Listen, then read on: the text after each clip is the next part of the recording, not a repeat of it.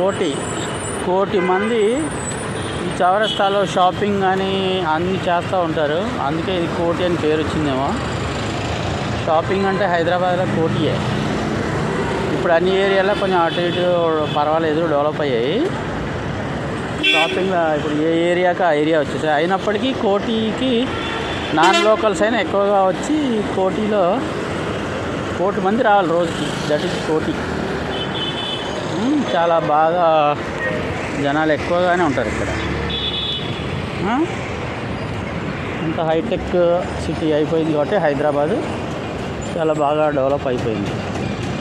2 lines ఉంటాయి ఇక్కడ, red line, blue line, 3 lines ఉన్నాయి ఇక్కడ మెట్రో. ఇక్కడ అక్కడ ట్రైన్ పోతుంది, ఇక్కడ పైన ట్రైన్ పోతుంది. అంతా దేనికదే బాగా డెవలప్ అయిపోయింది.